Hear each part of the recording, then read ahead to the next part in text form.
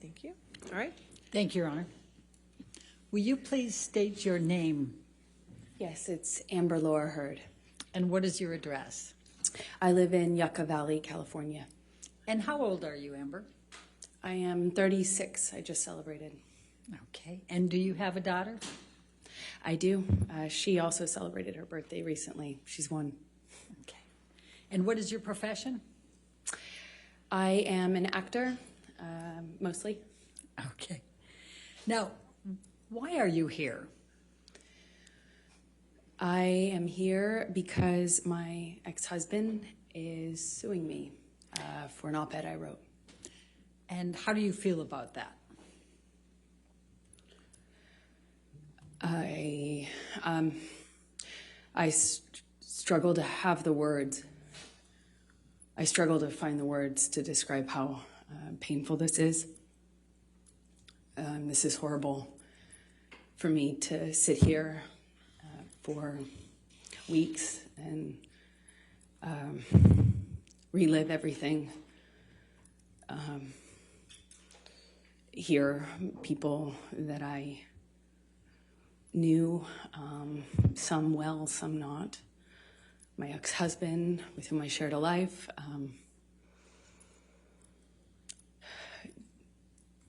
speak about our lives in the way that they have. This is the most painful and difficult thing I've ever gone through, for sure. Now, there was a trial in the UK in July of 2020 where Mr. Depp had sued the Sun newspaper and Dan Wooten. Do you recall that? Yes. And what was your level of participation in that lawsuit, in that trial? Well, I was not party to that lawsuit. I was a witness, I suppose the primary witness, since it dealt with the truth of the relationship that I shared with Johnny. And what, if any, role did you have to play with respect to, for example, witness statements and testifying? Objection, compound. I said, for example. Overruled. I had to write, I think I gave 7 witness statements under oath testimony. I sat on the stand for 4 days under mostly cross-examination. And up until this point, it was the hardest thing I had ever had to do. Thank you, Amber. I'm going to take you back, and if you can just tell the jury a little bit about your background. Tell us where you grew up. I come from Austin, Texas, a small town outside of Austin that you probably haven't heard of. No one has. It's called Manor. And I was raised by my mother and my father, and I grew up with a little sister, although I have a big sister as well. And your little sister's name is? Her name is Whit Hurd. And how much of an age difference is there between the two of you? Whitney and I are about 1 year, I think we're 16 months apart, so right next to each other. And what did your father do for a living? My father broke horses and did construction. He painted houses, and hunted and fished, but that was for fun. And what did your mom do? She worked for the state of Texas. Let me just, since you talked about the breaking horses, can you just tell the jury what your role is in assisting your dad on that and what is involved in breaking horses? Objection, leading. Can you just tell me about? Overruled, good. You just got to stay on, basically. I would help him. I was more of a crash test dummy. You know, when you train a horse, it's a wild animal. It doesn't necessarily like to be ridden. And there are people out there who are crazy enough, like my dad, to pick that as a profession, I guess. And he was really good with horses, and I was the son he never had, so it was my job to, stay on. And what, if anything, did you learn from your father about how to react to the horses? Well, with training horses, I guess the key things are to not show fear, not get intimidated, not show fear, be tough and calm. Tell the jury a little bit about your educational background during those growing up years and your work experience.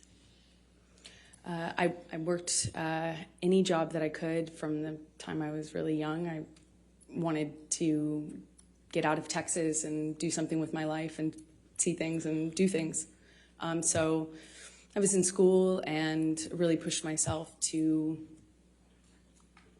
I just always pushed myself to be able to accelerate the process. I wanted to, get out of school as fast as I could, and I wanted to do more things with my life than stay in Texas. So what types of things, so where did you go to school when you were younger? I was a scholarship kid at a Catholic school growing up, several different Catholic schools, but they were always in the other, on the other side of town, in the wealthier part of town. And I grew up quite working class, and thankfully with,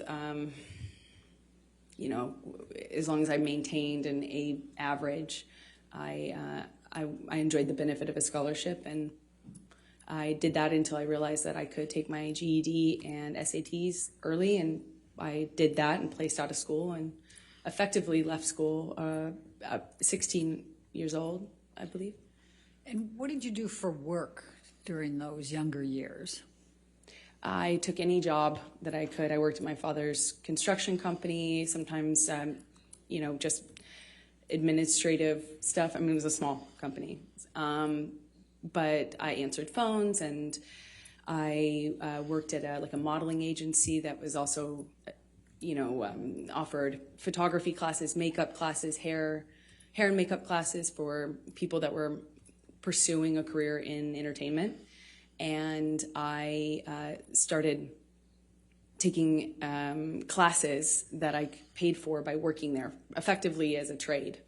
And I eventually worked there long enough to be able to pay for my headshots, which are the pictures that you use in the industry to promote yourself, in whatever, acting, modeling, or both.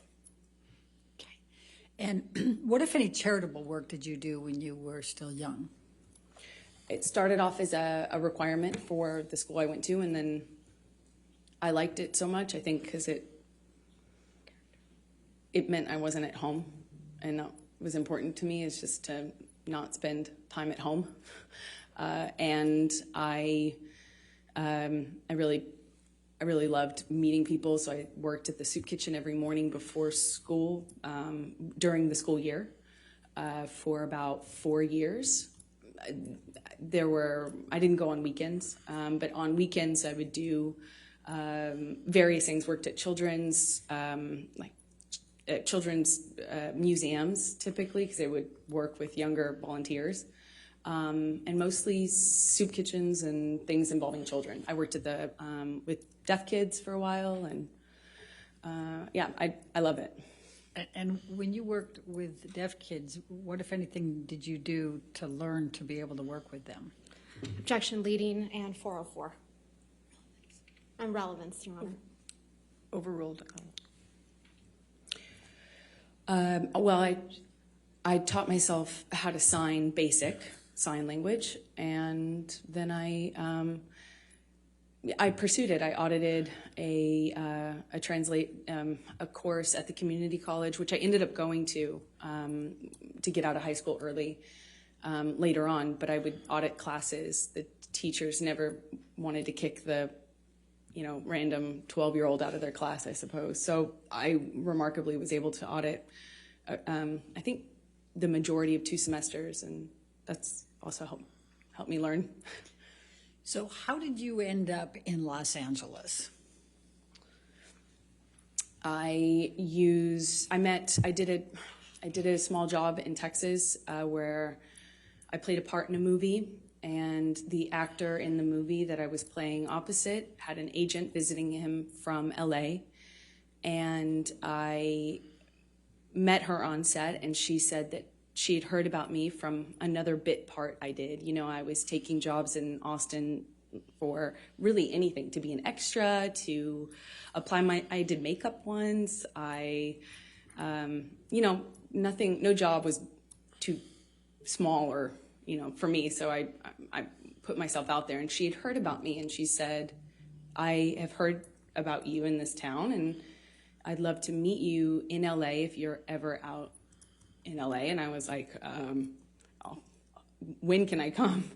And she made an appointment with me for the following week, and I used all but $180 or something to get out there, and I landed. I didn't know anyone. I was 17, and I've effectively been there ever since, I suppose. So when you arrived in Hollywood, please tell the jury what you did to get moving there, get going. I went to every audition, every casting, every meeting, every appointment that I could. I put myself out there. I didn't have a car because those were expensive, so I took the bus around LA. It was before smartphones. I had a Thomas guide in my bag and a change of tank tops. Not that it mattered, but I went to about 10 auditions sometimes a day, and would change clothes if I needed to in the back of the bus I was taking, and I just hustled from one audition to the other. And I got a bit part on one thing, and then I got a bit part on another thing, and then eventually my roles kind of became more important or bigger, and it's been a slow progression, I guess, since then, of doing either tiny bit parts in bigger movies or doing, larger roles in movies that no one would see. And I guess, it still is kind of like that. So I'm going to ask you to go from 2002 to 2009. If you could just describe for the jury a little bit what types of parts you had. I think they've indicated you have not been well known here in this courtroom compared to Mr. Depp. So perhaps just take them through a little bit of that. Yeah, that's fair. I did small roles in big films like Zombieland and Pineapple Express, and movies that were well known. My first one was Friday Night Lights, but again, I had small roles in those bigger films, and then I would do larger roles in kind of smaller films. Like I did a project where I was the lead in a John Carpenter film, and he came out of retirement to do that. And that's kind of how it was in terms of my career for those that first initial 10 years or so. It was just going from slightly bigger role to slightly bigger role, and just working my butt off. So I'm going to take you up to 2008. Did there come a time that you auditioned for the Rum Diary? Yes, I auditioned for that in about 2008, I believe. Please describe for the jury your experience in auditioning for the Rum Diary. Well, I auditioned a few times, which is common in my work. You get a call back, as they say, and I think I had at least one, maybe two callbacks with the director, and then I got a call saying that Johnny, who at the time was, I think I knew that he was producing it as well, was doing a project that was something very personal to him. He was reprising his role as his late friend, Hunter S. Thompson, and it was a very important project to him, and that he wanted to meet me in person. I thought I would be going for maybe an audition, but it was just a meeting. I went to his office and met with him for a few hours. And what did you talk about during those few hours? We talked about books and music, poetry. We liked a lot of the same stuff, obscure writers and, interesting books and pieces of poetry that I haven't heard anybody else reference or know or like. And he was very well read and charismatic. And, I think I left the office with a few books that he gave me. And we spent the whole time just talking about things that we care about. And I was so surprised that somebody, I knew who he was. I wasn't familiar, I wasn't a fan of his work. I wasn't familiar with him, but I knew who he was. He's one of the most famous people in the world. So it was already a weird thing to go and get called into his office. And, I'm a no-name actor. I was 22, I think. And I thought it was unusual. It was weird because he was twice my age and he's this world-famous actor. And here we are getting along about obscure books and weird, old blues. And I thought it was remarkable. I thought it was unusual and remarkable. I left there just feeling like, wow. So did there come a time that you learned that you were going to be cast for the role in the Rum Diary? Yes, a few days later, my agent said that Johnny's going to call you. We gave him your phone number. I was like, oh, okay. And shortly after, my phone rings, I pick it up, and I hear, this like deep voice on the other line, and he said, "You got the, you're it, kid. You're the dream. Hunter wrote this part, and you're the dream. You're it, kid." I was like, and amazed. Please describe for the jury what that means. What was the Rum Diary and this Hunter Thompson? What was the concept here, and what role were you playing? Well, it was my understanding that he was bringing to life his late friend. And what he told me was that this character is supposed to be the dream woman, like the dream, American dream. And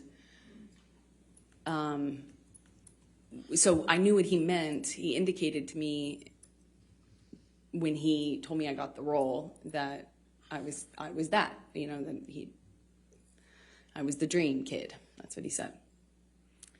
So did there come a time that you started filming the Rum Diary? Yes, I'm not quite sure how much. I think we started filming in maybe March of 2009. And where did you film the Rum Diary? We shot it in Puerto Rico. And describe, if you can, the events of the filming and your interactions with Mr. Depp during that time. It was a bit surreal, filming in a place like Puerto Rico. It was beautiful. It takes place in the 50s, so everything really looked beautiful, cars and clothing, the music. It was a very colorful shoot in general. I couldn't have asked for, a better scenario. I was on film. I was on set, reading my books, and occasionally Johnny would talk to me, and then he started to be really kind to me, like more open with me. When we'd have hot days filming, there'd be this big SUV pull up, and a security guard would kind of usher me into this car, and it would have the AC blasting, and I'd be sitting in the back of the SUV just thinking what a strange experience the whole thing was. And, we didn't really have a whole lot of interaction on set until we did a scene that involved kissing. We had a kissing scene, and it didn't feel like a normal scene anymore. It felt more real. There are certain things that you do in the job to be professional, like when you have to do that sort of scene, and you don't you don't use your tongue if you can avoid it. There's certain things that you do to just maintain a certain line, and it just felt like those lines were blurred. I mean, he grabbed my face and pulled me into him and really kissed me. But we were filming a scene. Did he use his tongue? Yes. Okay. Did you celebrate your birthday while you were in Puerto Rico? I did. I celebrated, I think, maybe my 23rd birthday there. And what, if anything, did Mr. Depp do for your birthday? Well, we were already kind of talking about books and poetry and things like that. He gave me a few really beautiful poetry books. And he gave me a bicycle, like a vintage bicycle, because at the time I was riding around on a bike, and I had a lot of time off since I was a smaller role in the movie. And yeah, I think that was it. Okay. Now, did there come a time that you ended up visiting him in his trailer? Yes, I think there was we would hang out if, after or in between scenes or in between setups. We often were, talking about things and would continue the conversation into the trailer, often with the director. Bruce Robinson was his name. And then at one point, we talk about wine. It's another thing that Johnny and I shared in common, a love for wine, red wine. And we were talking about a kind of wine that I enjoyed, and I was, going on about how great this bargain wine was. And I didn't understand, how much more sophisticated Johnny's taste in wine was. So I was going on about the virtues of Malbec or something, and I brought him a bottle of this wine, and I set it down. And at some point, I'm going back to get back to set, and he kind of kicked his foot up in the air and basically kind of lifted the back of my bathrobe up. And Can I just stop you there? Why were you wearing a bathrobe? because I was doing a scene, it was a period film, so it took place in the 50s. And so I had all of this old undergarments that are for that time era on. And the scene involved me changing. So I had all the costume on. And he kind of picked up the back of my robe with his boot. And I kind of turned around and laughed, giggled, I didn't know what to make of it at the time. And I just kind of giggled and batted it away playfully. And he kind of playfully kind of pushed me down on this bed sofa that was in his trailer, just playful and flirtatious. And he said, "Yum." And he kind of lifted up his eyebrows like that. And I just giggled, laughed it off, kind of batted him away, and, moved on, went back to set. And were you in a relationship at that time? I was. Okay. And was Mr. Depp in a relationship at that time?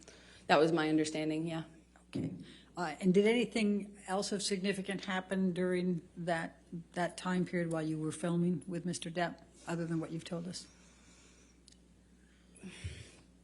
We just had this, it was a friendship, a flirtatious thing. I felt chemistry. I felt this other thing that went beyond the pale of my job, for sure. Johnny clearly felt that way about me, had indicated to me that that's how he felt in many different ways. But at the same time, we were both in relationships, and it is a job, and, it was intimidating. And I just remember feeling kind of intimidated and a little nervous about that. And I also was in a relationship, so we went our separate ways, and I didn't hear from him for a long time. And that's so. Approximately how long were you filming in Puerto Rico for the Rum Diary?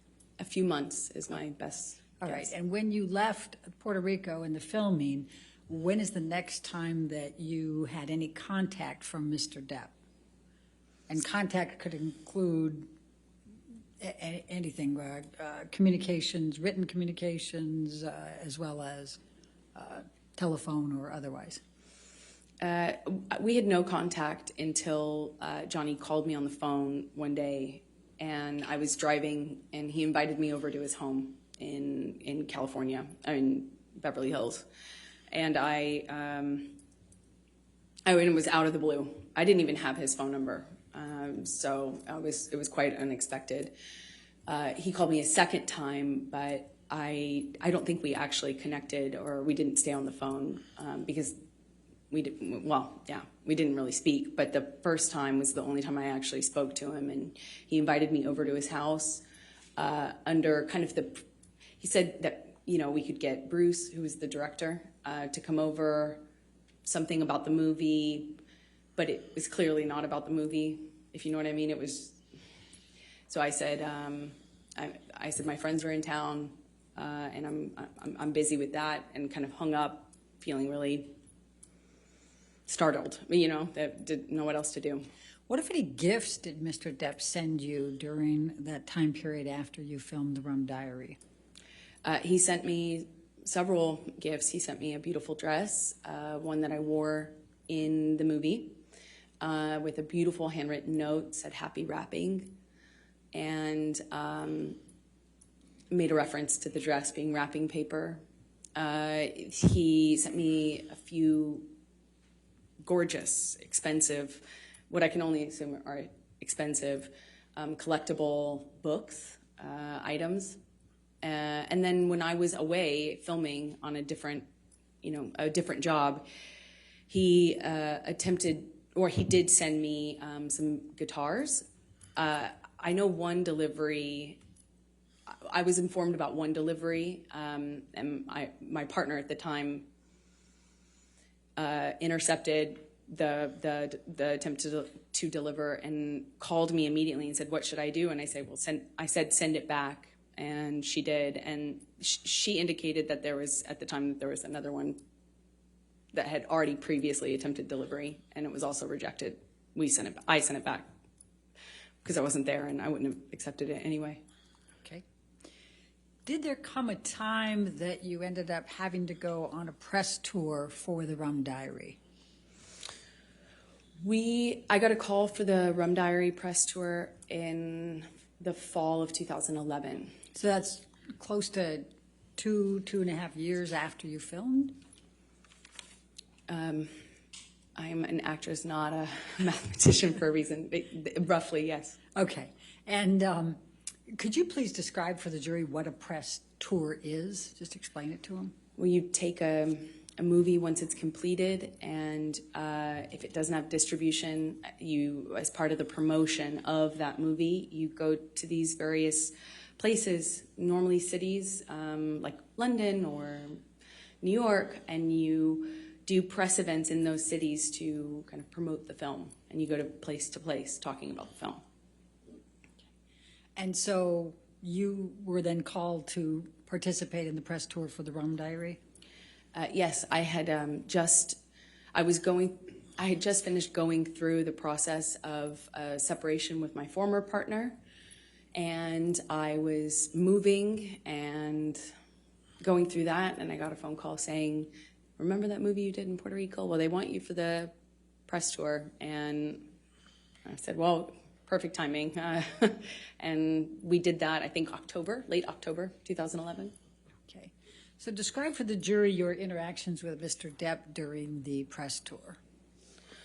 Well, on the the beginning of the tour was Los Angeles, where we both lived, and we did a press day, normal press day, and then at the end of it, I was invited by Johnny to come up to his room to have a drink with him and the director of the film.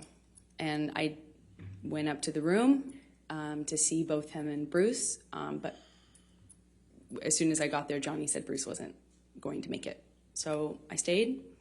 Johnny and I started talking.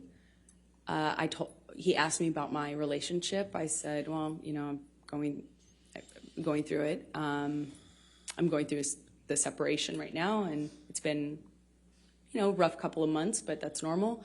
And he said, well, that's same with me. It's been I can't remember exactly how long he said it had been, but that he had split from the mother of his kids, and said that he understood. All right, and then what happened next? Then we drank red wine and continued to talk, and the talking became us, reconnect. It was like reconnection was almost instant. It was just chemistry. It's hard to explain that, but we sat on the couch and we talked, and it felt like there was it felt like there was an electricity to the room, and it's how I felt when I was alone with him anyway. And it was instant again. I was like, whoa. So on the couch, we talked, finished some wine, and then I got up and left. And as I went to leave, he grabbed both sides of my face, similar to what he did in Puerto Rico when we were filming that scene. And he kissed me, and I kissed him back.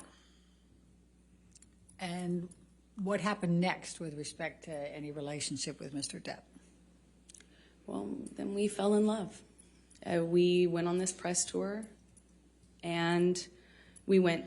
It was a beautiful and strange time. We were flying from one, not together, but going from one city to the next, Europe, New York, Los Angeles, as I said, and we're just traveling around talking about this movie that we did together, that we participated in together, and we were falling in love. I mean, it was just, at the first dinner in London, he sat me next to me. He produced the film and was a part of controlling the film and was responsible for different things than I was as an actor having a small part in it. And we went on this press tour, and I think in London he had me sat next to him at a dinner, and then we ended up spending the night together in my hotel room. And for the rest of the press tour, it was on. I'll put it that way. All right. And how long approximately did the press tour go? I don't know exactly how long it lasted. I think, there were press engagements in this city for a few days, and then another city for a few days, and then there was a break, and then there was another press opportunity, I believe. So it was kind of spread out over maybe a month, if I'm guessing. So when you returned to Los Angeles, what, if anything, took place with any relationship with Mr. Depp? Well, once we were back from the press tour, we had this, whirlwind romance kind of just in these beautiful places all over, and we're falling in love and not able to really show it because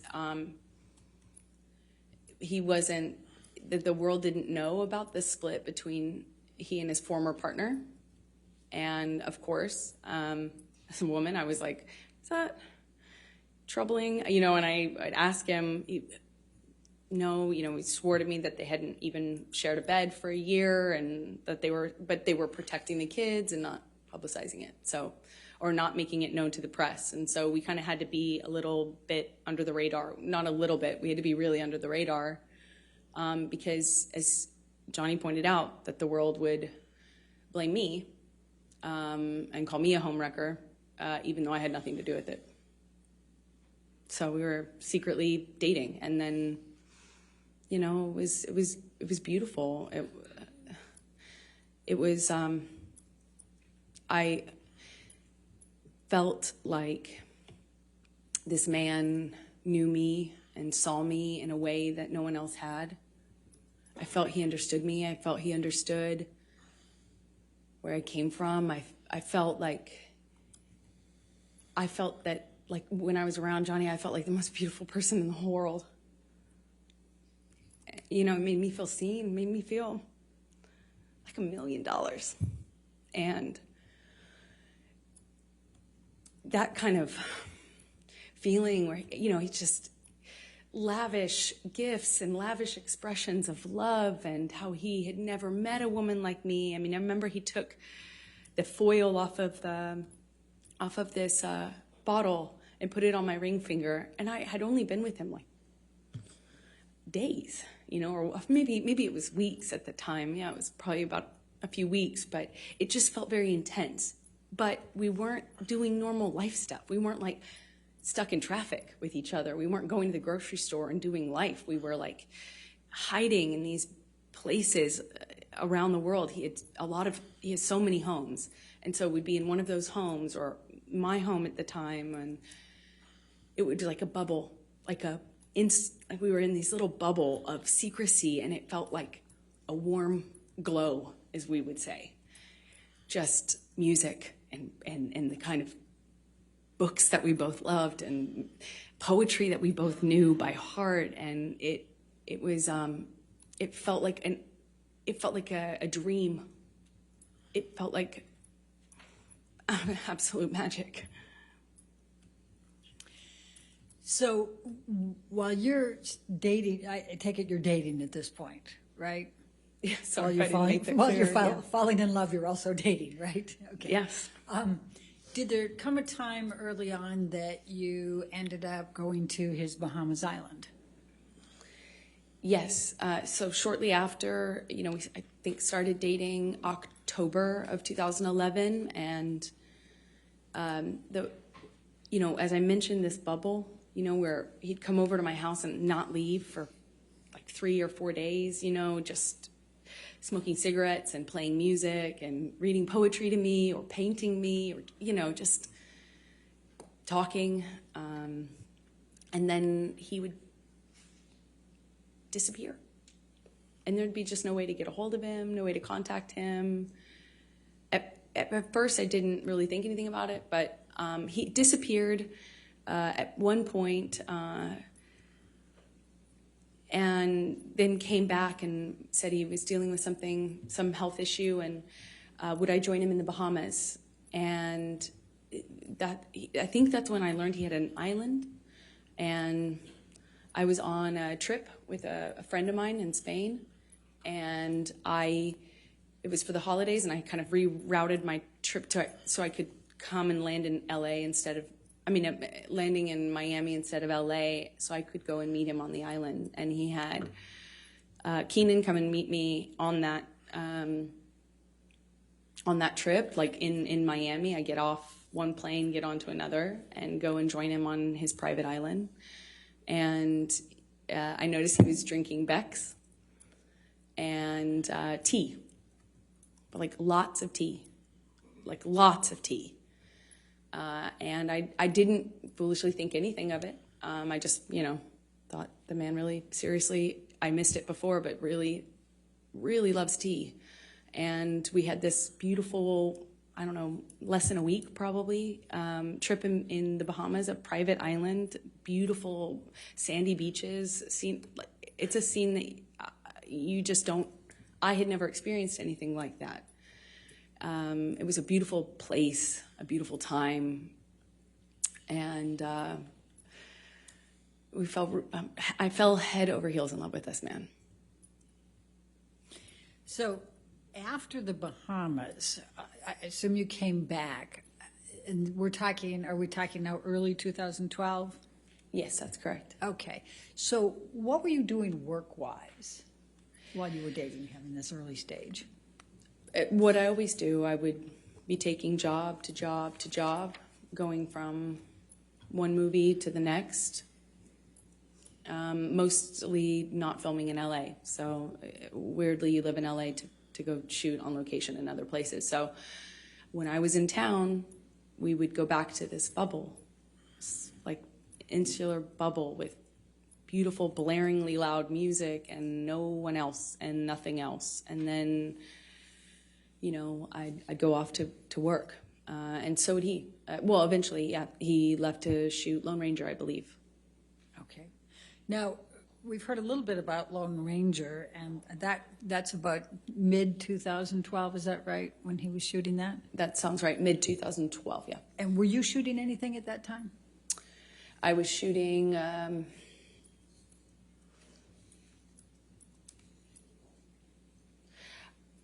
Machete Kills? I believe I was shooting Machete Kills in Austin. I had a small part in a Robert Rodriguez film that shot in Austin. But I think Johnny was shooting and then having some time off, and there was just a lot of travel, a lot of movement. So, And so what, if any, visiting did you do with Johnny while he was on his set for Lone Ranger, and where was he? well, he was filming all over the Southwest, and at some point I came to visit him and on one of his locations, and I would stay in the house because I couldn't really, occasionally I would leave with his security guards, but I didn't really have anything to do but visit him for a few days. So I'd cook and kind of stay at home and paint or whatever and wait for him to come home and have dinner ready. And we would have these little bubbles, but kind of scattered throughout the Southwest as he was filming. And at the time, Johnny had, when I first arrived at one of these locations, it was the first time that Johnny told me that he had had a health issue, something with his liver, and that he wasn't, that's why he was not drinking. He was drinking a lot of tea, like a lot of tea. Okay. And so we've heard a little testimony about boots. What, if anything, did you do to help Johnny with his boots? Well, I mean, I suppose that I took off his boots, and it made an impression on him, and I was happy to, anything I can do to show love. Certainly how I felt about him. But if he wanted to take off his own boots, he certainly could. Did you buy Mr. Depp any knives during that time period? Objection leading. Sustained. What, if anything, did you do with respect to knives during the time period you were with him in the Lone Ranger? Objection leading. What, if anything? Overruled. Johnny had a thing for turquoise, and that eventually, being in the Southwest, it can happen really quickly. I also too really love turquoise, and he has he loved knives. He loves a lot of things. When Johnny loves things, he does it a lot, and lots of it. So he had these daggers that he had given me that they were beautiful in design. And they're, long, curved daggers. And he just talked a lot about knives, had a knife and gun collection, and was quite proud of it. And at some point, I don't really remember exactly when it was, but at some point I picked up what I thought was a really beautiful turquoise-handled knife. And I had it engraved with a saying that Johnny would say to me all the time, which I thought was romantic, as funny as that is to say now. And what was the expression, the saying? Until death, hasta la muerte in Spanish. Now, by the time that you're visiting Mr. Depp during his shooting of Lone Ranger in the June through August 2012 timeframe, what, if any, relationship has he developed with your family? Oh, well, starting really early on, Johnny was so kind, so generous to my family, but especially my mom and dad. He met my dad, and my dad's a big personality. He's a rowdy guy, and Johnny just all of a sudden, I had never noticed, Johnny have a southern, all of a sudden Johnny had this southern accent and was really like buddies with him, and they really seemed to get along very well. They're, just like instantly he was giving my dad gifts. He gave him guns. He gave him knives. They had this, Johnny just really just showered my dad. And my dad's a working man, salt of the earth guy. And he was just like, floored. He's getting all these amazing gifts and being invited to come onto these locations. And, Johnny's this big movie star. And my dad was just like, I think my dad would have married him himself, not if I hadn't. And he just instantly He gave my mom jewelry, brought her out to come and see me while I was visiting Johnny on Lone Ranger in some part of the Southwest. I think it was Colorado. He gave her this beautiful turquoise necklace, and I mean, they were definitely taken by him. And what, if any, relationship had Mr. Depp forged with Whitney by this time, your sister? I believe the relationship came a little bit later as they got to know each other, but he did the same thing with my sister and just really found a bond with them that, you know, was it was, you know, he tried to do anything and everything he could to make them feel like special, and they did. You know, my mom, my dad, and my sister. And what, if any, relationships did Mr. Depp form with your friends? Well, Johnny's so generous and can be this really, like, overly generous almost, you know, like showering you with gifts and compliments and just, I mean, like, you know, and he has access and means to really, you know, we're not talking about giving you a card. We're like talking about just these like extravagant trips or these extravagant gestures, and it's a lot. And he did that with my close friends. I relied heavily on my friends, and had a pretty strong support network with them. And he really just showered them with generosity and love and light, and invited them to come to these exotic places and flew people here and there. I mean, it's incredibly generous. So going back to the filming of The Lone Ranger, what, if anything, did Mr. Depp do with respect to a horse? Objection leading. What, if anything? Overruled. Johnny at one point insisted on buying me a horse, and I, of course, said that's extravagant. There's no way I could accept that. That's how will I take care of that horse? You know, it's so extravagant. So I said no, of course. Eventually, he got a hold of my dad and worked it out with my dad, like what kind of horse to buy, and then showed me a picture of this horse and said, "It's yours. It's coming here." I think it was being transported, and he said, you know, that he had my dad's help on it, picking out. And you know, I grew up on my dad's horses. You know, I grew up riding with my dad, so you know, I had resisted for I think about like a month and a half or something of him kind of bringing up the idea and me saying, that's a crazy gift. No, thank you. No, that's incredibly generous, but I couldn't accept to. All of a sudden I had a colt. So let's take you through 2012 and your relationship. Could you just describe for the jury a little bit about how that relationship evolved through 2012?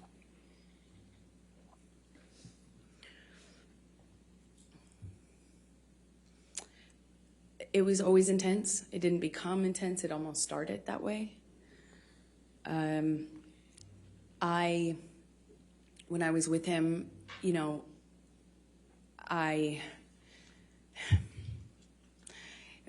felt that electricity in my body. I felt like butterflies. I couldn't, you know, I couldn't see straight practically. It was just, you know, I was head over heels in love, and he felt like that to me. He felt like he was also in love. I didn't feel like he was faking it. I felt like what we had, it felt like to me at the time there wasn't any love like that, you know. I mean,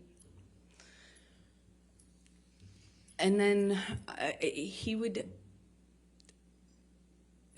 started to kind of do this thing again where he'd disappear and he'd come back. And I remember at first when he first started drinking, I didn't really think much of it, but all of a sudden the behavior kind of started to go in line with the disappearing, and he'd come back and he'd just be different.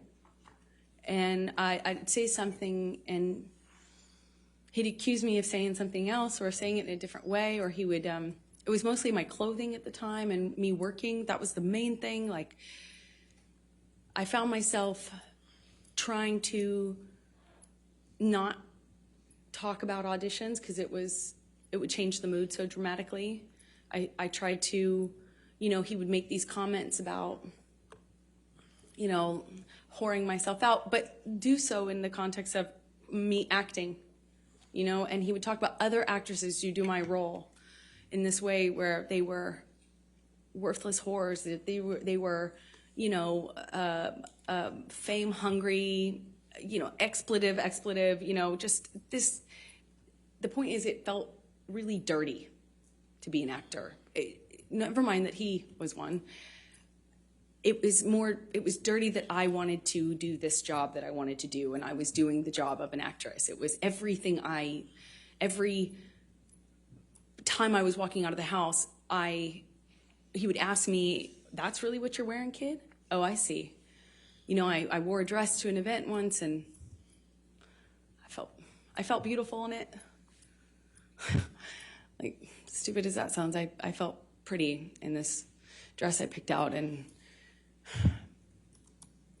I showed it him because you know, it's a carpet, it's red carpet, so it's like, you know, publicized, and I kind of thought it was weird. He wasn't saying anything about it. You know, I left him to go do this red carpet, and I was like, "Did you see the you know, the event I went to?" You know, basically, I felt pretty, and I thought, like, "Did you see that?" You know, I wanted him to say something about that, I guess.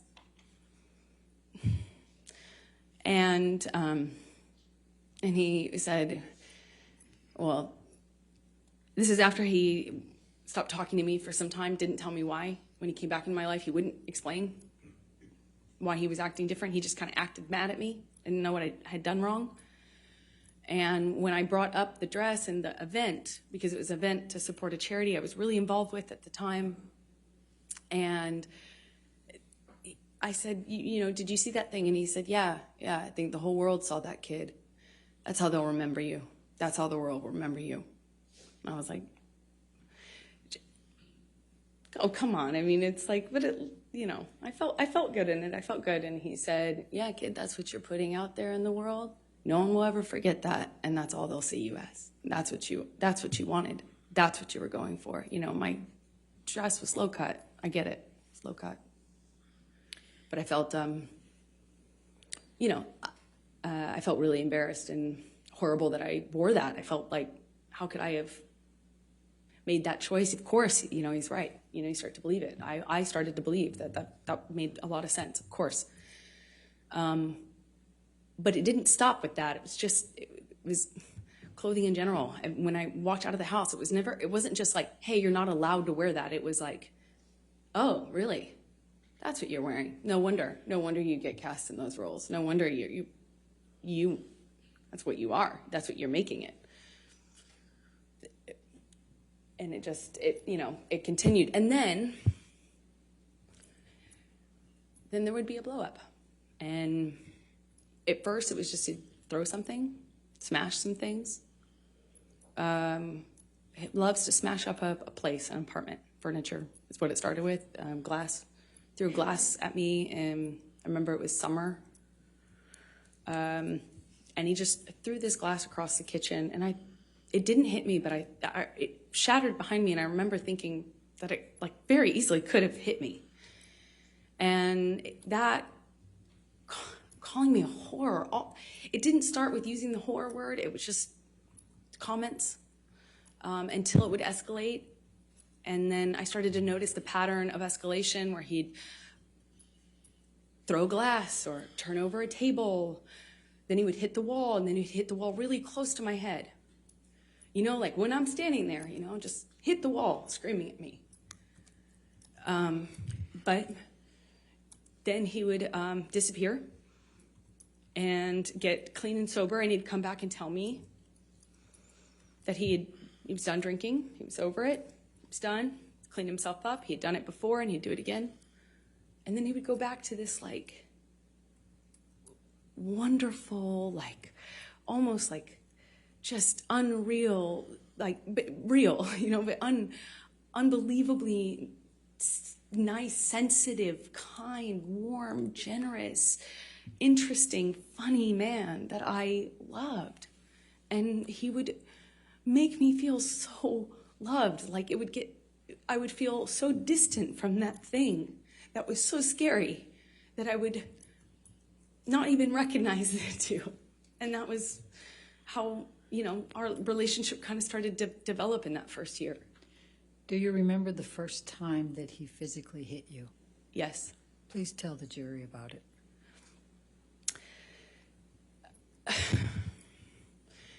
It was it's seemingly so stupid, so insignificant.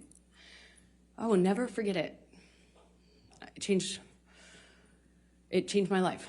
I was sitting on the couch, and we were talking. We were having a normal conversation, just there was no fighting, no argument, nothing. And he was drinking, and I didn't realize at the time, but I think he was using cocaine because it was like there was a jar of cocaine out on the table. I realize that sounds weird, but it was like an actual vintage jar of it.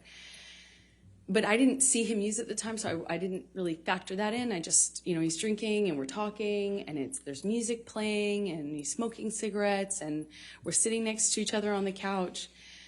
And I asked him about the tattoo he has on his arm. And to me, it just looked like black marks. I didn't know what it said. It just looked like muddled, faded tattoo that was hard to read. And I said, what does it say? And he said it says wino. It says wino. And I didn't see that. I thought he was joking because it didn't look like it said that at all. And I laughed. It was that simple. I just laughed because I thought he was joking. And slapped me across the face. And I laughed.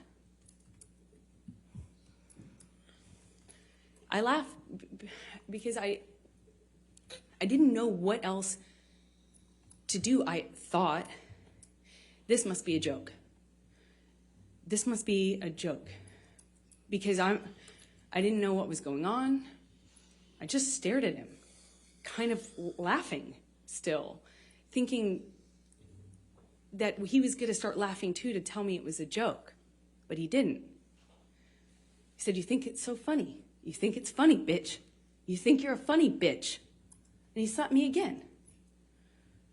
Like, it was clear it wasn't a joke anymore. And I stopped laughing, but I didn't know what else to do. I didn't know what to do. You would think you would have a response, but I, as a woman, had never been hit like that. I'm an adult, and I'm sitting next to the man I love, and he slapped me for no reason, it seemed like, and I missed the point. It was that stupid. Second slap, I know he's not kidding, but I don't know what else to say or do, so I just stared at him. I didn't say anything. I didn't react. I didn't move or freak out or defend myself or say, "What are you doing? You're crazy." I just stared at him because I didn't know what else to do. And he slaps me one more time. Hard. I lose my balance. At this point, we're sitting next to each other on the edge of the couch, or I was on the edge of the couch. And I'm all of a sudden realizing that the worst thing has just happened to me that could possibly happen to you. I realized that I wish so much he had said he was joking, because it didn't hurt. It didn't physically hurt me. I was just sitting there on this carpet, looking at the dirty carpet, wondering how I wound up on this carpet and why I never noticed that the carpet was so filthy before, and I just didn't know what else to do. I didn't know what to say. I didn't know how to react. I just sat there thinking, how much time do I have till I figure out what I need to do? Because, God, did he just hit me? no, I didn't want to leave him. I didn't want this to be the reality. I didn't want to have the man I was in love with. I know you don't come back from that. You know, I'm not dumb. I know you can't hit a woman. You can't hit a man. You can't hit anyone. You can't just hit somebody because I knew it was wrong, and I knew that I had to leave him. And that's what broke my heart, because I didn't want to leave him. I thought if I got up out of that room, I'd leave the best thing that ever happened to me. And I wish I could sit here and say I stood up and I walked out of that house and I drew a line and I stood up for myself. But I was just looking at the dirty carpet, trying to will myself to get up, to walk out of the door, because I knew I needed to. And I really slowly, I stood up, and I remember looking at him in the eye and just looking at him, frankly, because I didn't know what else to do. And before I know it, he starts crying. And, you know, like, I had never seen an adult man cry. I didn't even really see my dad cry at my grandma's funeral. You know, it's weird. And he's crying. Tears, just falling out of his eyes. He gets down on his knees and he grabs my hands and he's touching my hands and he's saying to me, I will never do that again. I'm so sorry, baby. I put the fucker away. I thought I killed it and it's done. I thought I put the monster away and I've done it before. It's done. But on his knees. And I didn't have words. I didn't know what to say. I just remember thinking that it was just, he was crying. He seemed so sorry, but I knew I couldn't just forgive him because right? That means it will happen again, no? You know, like I've seen the health class videos, like everyone else. And I got up in my car. I walked to the car. I didn't say anything. I made a point to not say, oh, it's okay, or anything like that. I just didn't say anything. I got up, I went to the car, I sat in my car, and I felt like I sat there forever. I didn't want to turn the key. I just leaned my head up against the window, and I remember just seeing my breath on the windshield, you know, on the glass of the window of the door, just seeing my breath and trying to will myself to have the strength to know what I should do in this moment, because I was heartbroken. And I sat there for a long time, and I eventually turned the key and drove home.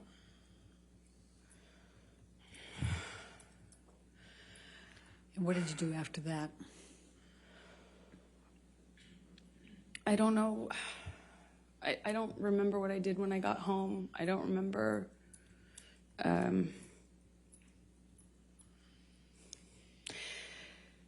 I went to my therapist. I told her. Objection, hearsay. I'll sustain it as to what she may have told her. I went home, and a few days later, started getting, I actually don't know how many days later, but I started getting calls and texts from Johnny, you know, apologizing profusely. Just, you know, he said, I'd rather cut my hand off than ever lay it on you or lay it upon you, you know, and he had that way of talking. It felt like poetry. And he showed up to talk, like with the understanding that, you know, he understood I could never forgive him and it was done. So I felt kind of safe in saying, okay, let's have a talk, or, you know, yeah, we'll talk. I think I know I just wanted to see him, and he comes over, brings me gifts. He brought me a couple cases, actually, of that Vega Sicilia wine that we've heard about, which is a really nice, expensive wine that I could never, at that time, dream of affording, you know. And we talk, and he tells me that he had put this thing away, that I could trust him, that it would never happen again. Of course, it would never happen again. That he had put this thing away. He had killed the fucker, is what he said to me over and over again. I put that fucker away. I killed that monster. I'll kill it again. It's done. I'll never lay a hand on you again. And I wanted to believe him, so I chose to. Chose to stay in the relationship?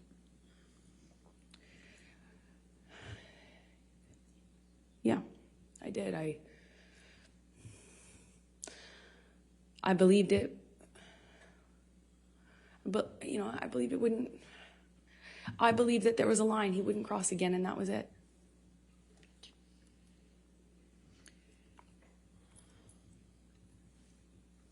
And so you stayed, correct? You stayed in the relationship? Yes. Okay. So, just, is this a good time? You don't want to You can keep going a little longer, please. Okay. Thank you. So could you please describe for the jury the evolution of your relationship after that time with Johnny? I don't know how long it was until things got bad again.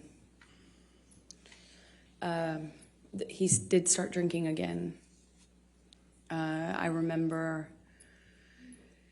it was almost, you know, he'd start drinking again, the disappearing thing, the coming back. He'd come back like in the middle of the night to my house.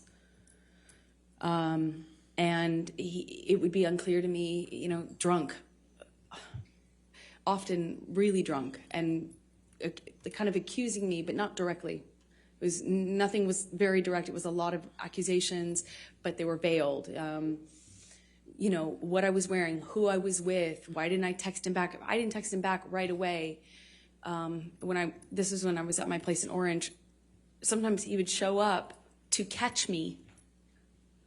Like that was a pretext for coming over. And by the time we were done talking, I would have thought I had convinced him that I loved him, that I only loved him, there was no one else, and then that we were back in an upswing and would go back to good, loving, like sick, romantic love, like kind, sweet, velvety love.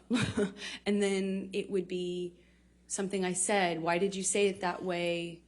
You know, if I had to leave for an audition, I could guarantee that couldn't guarantee, but 2 of those in a row, and when I came back, he was angry at me, you know, and I wouldn't necessarily know why. And then he started accusing me of things, probably, like, at first it was indirect, and then it became really direct. Then the punching of the walls next to my head, which is a constant at that time in 2012 when he was drinking. Eventually that became... you know, him accusing me of cheating. I'd defend myself. I'd say, you know, that's crazy. You're wrong. I would never. The normal things. And it would escalate to the point where he would push me or shove me down, and then I'd get back up. And this happened several times. That's why it's not more specific, I suppose. When I'd get back up, I'd look him in the eye. I made a point of getting up and looking him in the eye. It's my way of defending myself at that time. And I'd look at him, and he'd ask me if I wanted to go again, and shove me back down. Eventually, he just hit me. Remember, he hit me in the face when I denied having an affair with my ex-wife, my ex-partner at the time. And he said he had proof. I denied it. And I was walking out of the bedroom, slapped me across the face. I turned to look at him. And I said, Johnny, you hit me. You just hit me. I'm going to ask you, Michelle, can you bring up 1783, please? What number again, please? I'm sorry. What number? Defendants 1783. 1783, thank you.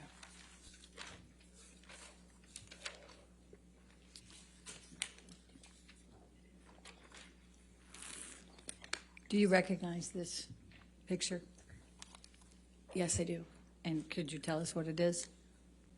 It's a picture of my face with a note that Johnny left for me by the coffee.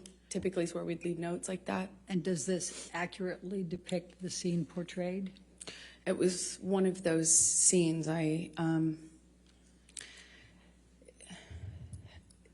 As embarrassing as it sounds now, I don't know which scene this came from. There was a lot. It escalated quickly, fast, and it became. Amber, let me ask it a different way. Thank you. Is this a picture of you? Is it an accurate picture of you? Yes. Your Honor, I'm going to move the admission of 1783. Your Honor, we have an objection. May we Okay, approach? sure.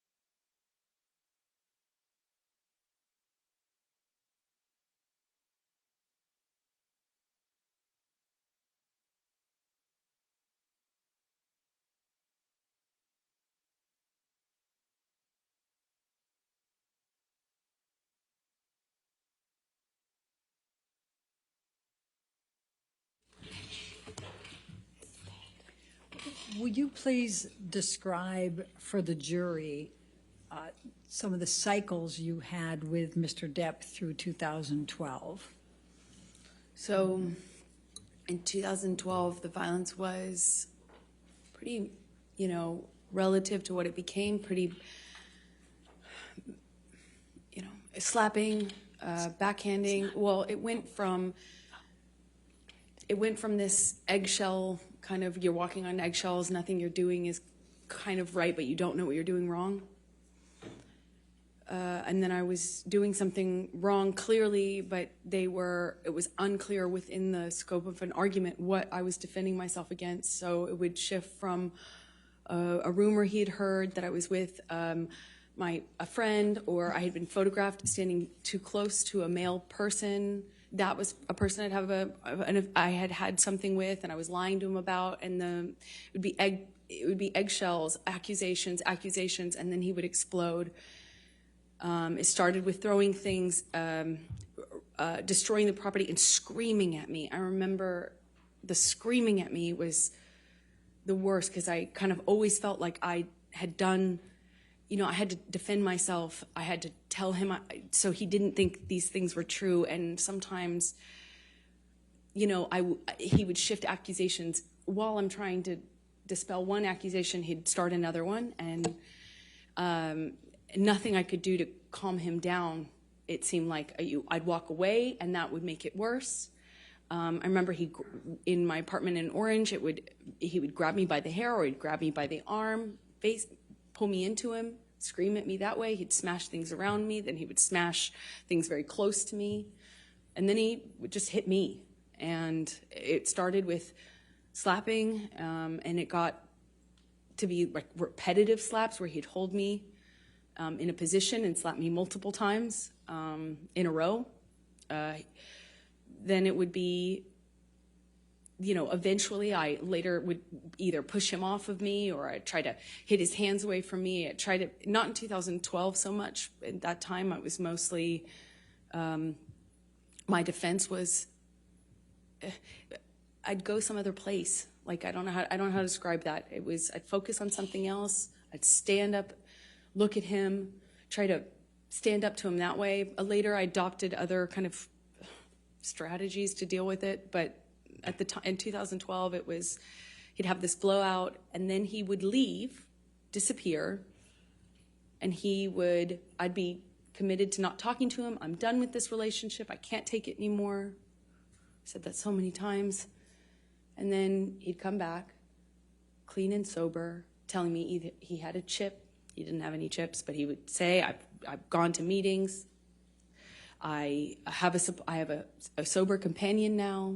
I'm doing this program. I'm reading this. I'm doing this. And he was done with drugs and alcohol for good this time.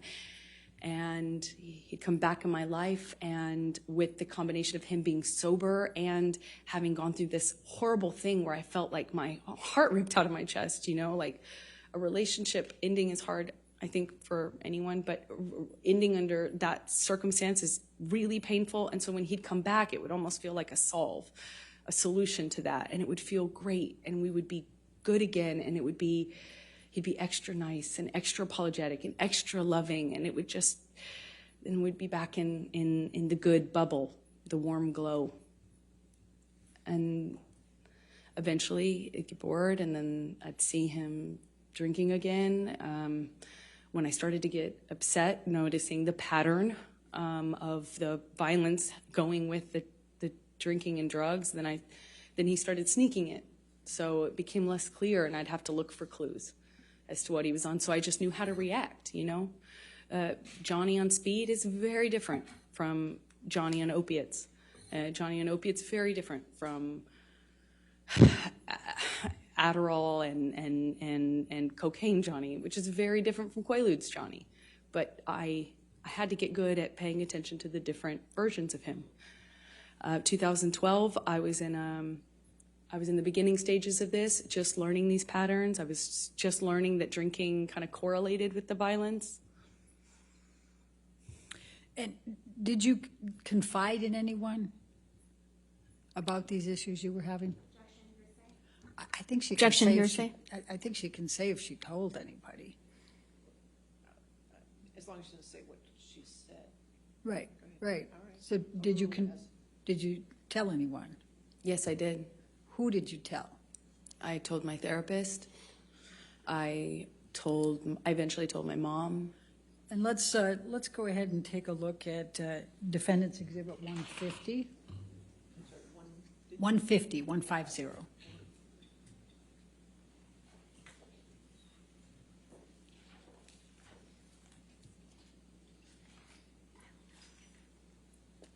Your Honor, I'm going to object on hearsay. Yeah.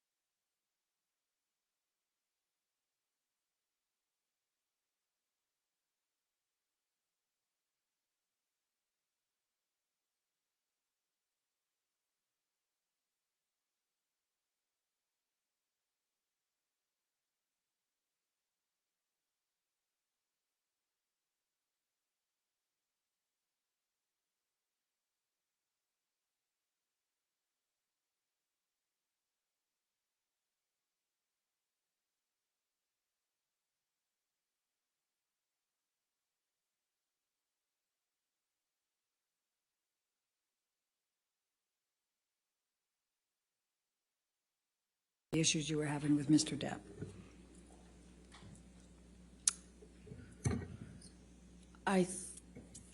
I think I felt safe talking to my mom because I knew that she understood these dynamics and she wouldn't judge me for staying with him, for loving him, even though this was happening and was happening to me. I knew she would understand. And when approximately did you start confiding in your mom about your issues with Mr. Depp and physical abuse? Objection, hearsay, compound. I sustain as a compound. When did you start confiding in your mother about the abuse you were suffering at the hands of Mr. Depp? I was confiding in her from the very beginning about the abuse, the psychological abuse, the kind of control, the disappearing, the not knowing where he was, then he'd come back and sometimes in the middle of the night, the constant accusations, like that sort of thing I talked to her about probably from the very beginning. The fact that I was secret, I had to hide.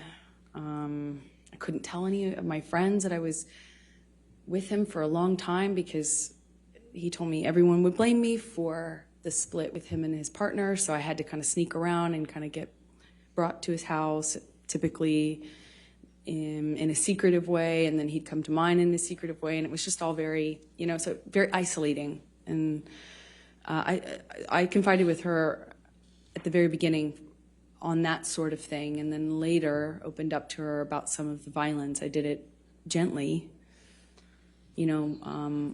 First I just wanted to have someone to talk to about how scary it was. The rage and the uncontrolled violence, the rage that this man had, and why it was pointed at me. Objection, Your Honor, hearsay. May we approach, please? Okay.